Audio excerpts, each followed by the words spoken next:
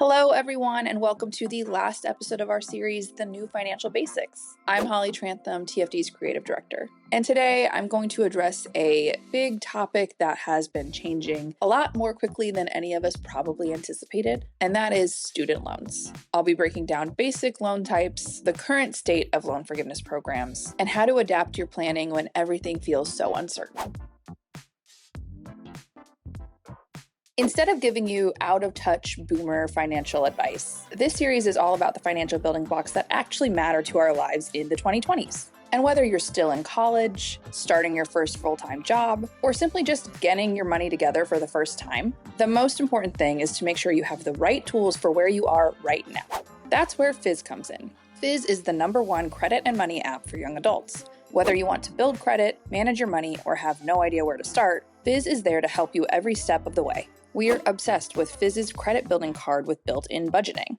Unlike traditional financial institutions, Fizz doesn't stick you with any late fees, interest rates, or minimum deposits. And you don't need a credit check or cosigner to apply for a line of credit of up to $1,000, making it one of the most accessible options for people without an established credit score. Fizz also puts smart limits on your spending by connecting to your bank account so you won't go overboard, without you even having to think about it. And whatever you spend is automatically paid off from your connected bank account every day, so you don't build up a big balance over the course of the month. Take the guesswork out of your spending and join over 100,000 other members to kickstart your financial journey. Click the link in our description box and use the code TFD to get your 30-day free trial of Fizz.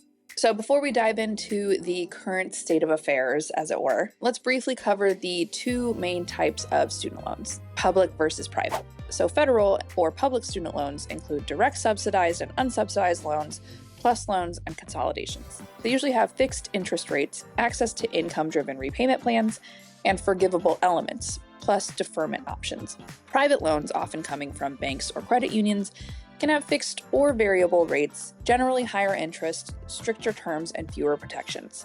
And importantly, they are not eligible for federal forgiveness or income-driven repayment plans. Now, you likely already know the types of student loans you have, if you have them. And if you don't, I don't know why you're watching this video. Or if you're still in high school watching this video to prepare, more power to you. But it is really important to know what types of loans you have and how much you owe. And it's important to remember that federal student loans typically have more flexibility and better terms. So it does often make sense to pay off private loans first. But for the rest of this video, we're going to be focusing solely on federal student loans. So now here's the real question. How is the student loan landscape different now than it was even just a year ago? First up is the Public Service Loan Forgiveness Program, or PSLF. The PSLF program allows workers in qualifying public service jobs to get forgiveness after 120 qualifying payments under a specified repayment plan. However, proposed new rules would exclude employees working for employers deemed to engage in unlawful conduct, potentially disqualifying some nurses, teachers, or social workers. And it seems like the terms of these rules are being intentionally kept vague, and critics argue that this is politically motivated and could have uneven consequences. According to the Associated Press, the new proposal would exclude employees of any organization tied to an activity deemed illegal. The Education Department predicts that fewer than 10 organizations would be deemed ineligible per year. It doesn't expect a significant reduction in the percentage of borrowers who would be granted forgiveness under the program, according to the proposal. Yet the agency acknowledges that not all industries would be affected evenly. Schools, universities, healthcare providers, social workers, and legal services organizations are among those most likely to have their eligibility jeopardized, the department wrote. So yeah, I'm not really going to dive into the scarier implications of this, even beyond student loans, but I do want to focus on the reality here. Loan forgiveness programs like the PSLF are not the guarantee that they once were. And often those kinds of programs are the reason people join the nonprofit sector or take government jobs. So that's really something to consider when you are looking at your first job out of college, or whether or not it's worth sticking it out with a new job. Is this loan forgiveness program actually still going to be available to you? You'll have to do your own research to figure out the best path for you. Additionally, we have had something called the SAVE plan the last few years, but that is currently under attack by the current administration. As recently as a few years ago, about 8 million people enrolled in the SAVE plan, a 2023 income-driven repayment plan for student debt, many of whose loans have now been in forbearance since last year.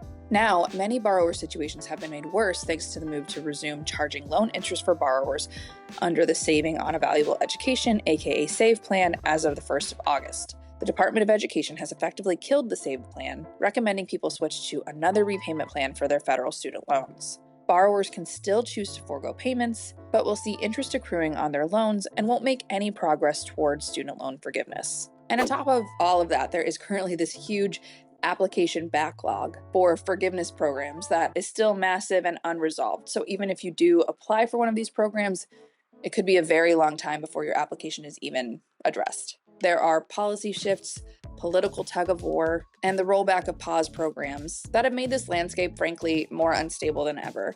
And I wish I had better news. So now that we have that cheeriness out of the way, it's time to talk about how to take a proactive step in planning for this uncertain future of the student loan landscape.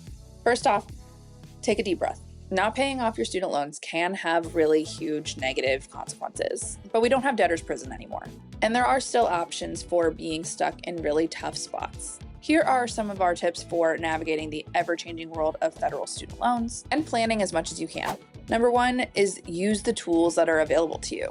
The Department of Education has a loan simulator, show it here, that helps you compare income-driven repayment plans, estimate your payments, and switch plans based on your situation. Number two, stay flexible with repayment programs. So if you are on the SAVE plan and that gets disrupted, you can consider moving to one of the available income-driven repayment plans to continue your progress towards loan forgiveness. The income-based repayment plan, or IBR, is an income-driven repayment plan with monthly payments that are generally equal to 15%, 10% if you are a new borrower on or after July 1st, 2014, of your discretionary income divided by 12.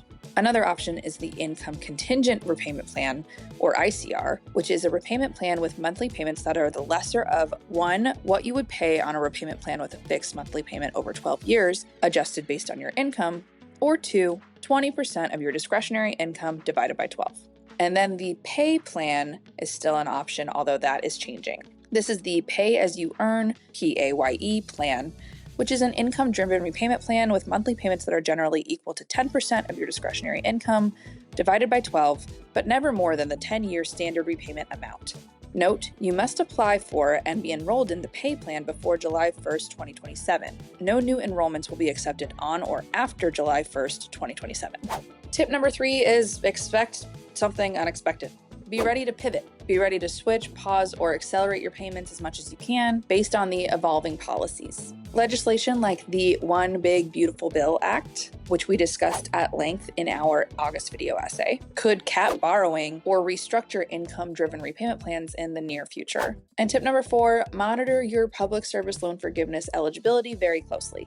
Growing your qualifying payments could still matter, even with changing policies. You never know what the future holds, and policies could change. Or use tools like the PSLF Help Tool or your loan servicer dashboard.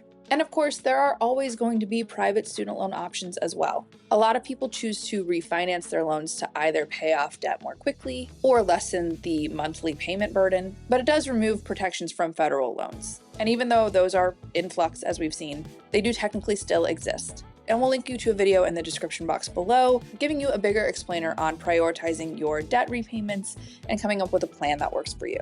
Also, lastly, some companies do offer student loan repayment assistance as an employee benefit. So definitely look into whether that is an option for you, and definitely something to take into account if you are applying for jobs and have the luxury of multiple offers. Thank you guys so much for joining me for the new Financial Basics. I'm TFD's Creative Director, Holly Trantham, and I will see you around here on the channel and on our other platforms as well.